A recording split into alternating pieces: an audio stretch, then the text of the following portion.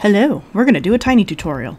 So, in case you were wondering, we have 3 different bridges out, and yes, it is possible to connect all 3 of these bridges to the paths, and I'm going to show you a technique real quick in order to do that with. So here I have the East Asian Bridge walkable, stone walkable, and this is a misnomer, so your guests cannot actually walk over this bridge piece as if it were a path, but what that does mean is that when we connect it to a path, it's going to be perfectly aligned and basically all the geometry is correct for it to align with the paths. We also have this European decorative bridge over here, and we have the European drawbridge. So in order to make this work, we're going to start with this one, this East Asian bridge.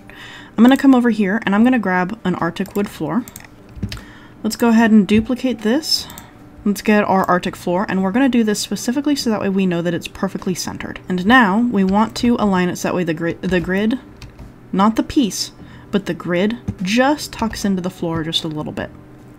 And now we're going to bring it forward to this edge right here. Let's make sure that we get it right. There we go. We're going to hit buy.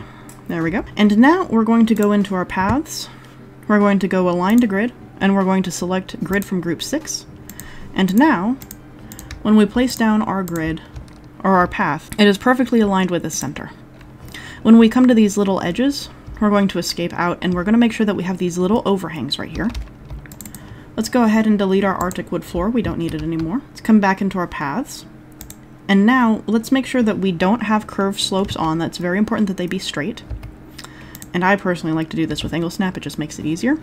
And we're going to pull down once. You only need the once. It's meant for that one slope curve. There we go. And now we have it tapering off so that way we can lead it to the rest of the zoo. And we do it over here as well. And then if we have any of these little like glitches, we can just grab the bridge itself and we can adjust it so that way this is no longer showing. So for example, I think that I'm going to draw it just a little bit up. There we go. And now it's completely covered and your guests walk on it flush. You do the exact same process with this European bridge. For the drawbridge, however, it's a little bit different. So you're going to go into the group, and because this item is already on a grid, you don't need to make one yourself. So we're going to select grid from object. Sorry. We're going to go into paths, align to grid, and we're going to get it from this drawbridge here. We're going to put one right here and one right here. It's important that you have both of these.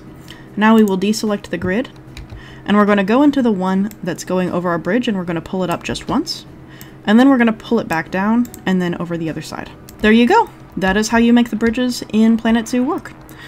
Hope this helps, and happy building.